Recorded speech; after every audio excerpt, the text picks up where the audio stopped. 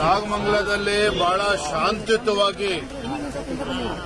ಶಾಂತಿಯುತವಾಗಿ ಗಣೇಶನ ವಿಸರ್ಜನೆ ಮಾಡಬೇಕು ಅಂತೇಳಿ ಉತ್ಸಾಹದಲ್ಲಿ ಮೆರವಣಿಗೆ ಮಾಡಿಕೊಂಡು ನಮ್ಮ ಯುವಕರು ಹಿಂದೂ ಕಾರ್ಯಕರ್ತರು ಬರ್ತಾ ಇದ್ದಂತ ಸಂದರ್ಭದಲ್ಲಿ ಬಹಳ ಪೂರ್ವ ನಿಯೋಜಿತ ಕೃತ್ಯ ಇವತ್ತು.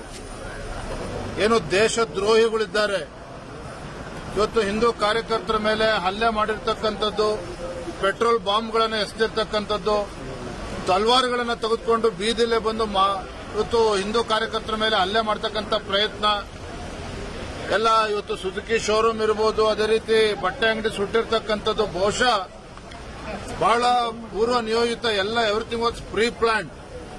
ಇಷ್ಟಾದರೂ ಸಹ ಪೊಲೀಸರು ಇವತ್ತು ಮೂಕ ಪ್ರೇಕ್ಷಕರಾಗಿ ಎಲ್ಲವನ್ನೂ ಕೂಡ ಕೈ ಕಟ್ಕೊಂಡು ನೋಡ್ತಾ ಇದ್ರು ಅಂತ ಹೇಳಿದ್ರೆ ಆಡಳಿತ ಪಕ್ಷದ ಒತ್ತಡದಿಂದಲೇ ಇವತ್ತು ಪೊಲೀಸರು ಕೈ ಕಟ್ಕೊಂಡು ಕೂರ್ತಕ್ಕಂಥ ಪರಿಸ್ಥಿತಿ ನಿರ್ಮಾಣ ಆಗಿದೆ.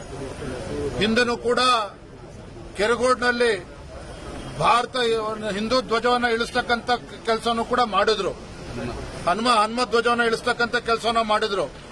ಎಲ್ಲೋ ಒಂದ್ ಕಡೆ ಈ ಹಿಂದೂ ವಿರೋಧಿ ಕಾಂಗ್ರೆಸ್ ಸರ್ಕಾರ ಇವತ್ತು ಕರ್ನಾಟಕ ರಾಜ್ಯದಲ್ಲಿ ಏನಿದೆ ಸಿದ್ದರಾಮಯ್ಯನವರ ಸರ್ಕಾರ, ಈ ಹಿಂದೂ ವಿರೋಧಿ ಸರ್ಕಾರ ಇವರ ನಡವಳಿಕೆಯ ಪರಿಣಾಮವಾಗಿ ಇವತ್ತು ದೇಶದ್ರೋಹಿಗಳು ಇವತ್ತು ಇಂಥ ಅಟ್ಟಹಾಸಕ್ಕೆ ಇವತ್ತು ಕೈ ಹಾಕ್ತಕ್ಕಂಥ ಕೆಲಸ ಮಾಡಿದ್ದಾರೆ.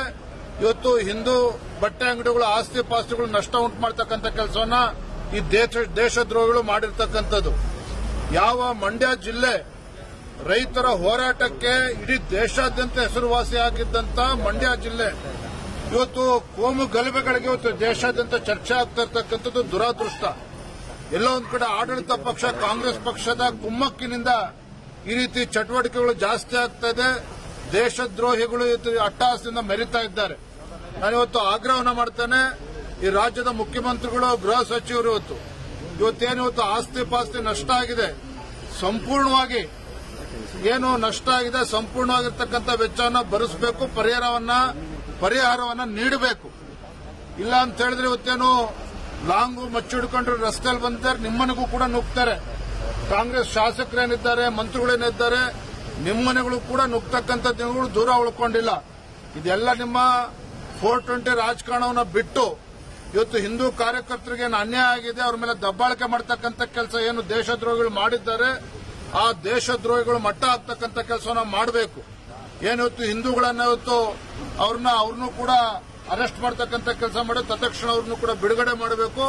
ರಾಜ್ಯ ಸರ್ಕಾರ ತತ್ಕ್ಷಣ ಪರಿಹಾರ ಕೊಟ್ಟು ಯಾರಿಗೆ ಅನ್ಯಾಯ ಆಗಿದೆ, ಅಂಗಡಿಗಳು ಸುಟ್ಟಾಕಿದ್ದಾರೆ, ಅವರು ಕೂಡ ತತ್ಕ್ಷಣ ಪರಿಹಾರ ಕೊಡಬೇಕು ಅಂತ ನಾನು ಆಗ್ರಹ ಮಾಡ್ತಾ ಇದ್ದೇನೆ. ನೋಡ್ರಿ, ಎಲ್ಲೋ ಒಂದ್ ಕಡೆ ರಾಜ್ಯ ಸರ್ಕಾರ ಒಂದು ಕಡೆ ಭ್ರಷ್ಟಾಚಾರದಲ್ಲಿ ಮುಳುಗೋಗಿದೆ. ರಾಜ್ಯದ ಜನ ಇವತ್ತು ಮಾತನಾಡ್ತಾ ಇದ್ದಾರೆ. ಈ ಭ್ರಷ್ಟಾಚಾರದಲ್ಲಿ ಮುಳುಗೋಗಿರ್ತಕ್ಕಂಥ ಕಾಂಗ್ರೆಸ್ ಸರ್ಕಾರ ಈ ರೀತಿ ಕೋಮು ಗಲಭೆಗಳಿಗೆ ಕುಮ್ಮಕ್ಕು ಕೊಡೋದ್ರ ಮೂಲಕ ಇವರು ಎಲ್ಲೋ ಹಿಂದ್ಗಡೆಯಿಂದ ಇದಕ್ಕೆ ಬೆಂತಡ್ತಕ್ಕಂಥ ಕೆಲಸ ಮಾಡ್ತಾ ಇದ್ದಾರೆ. ಪರಿಣಾಮವಾಗಿ ಇವತ್ತು ರಾಜ್ಯದಲ್ಲಿ ಹೆಚ್ಚೆಚ್ಚು ಇಂಥ ಘಟನೆಗಳು ನಡೀತಾ ಇರ್ತವೆ.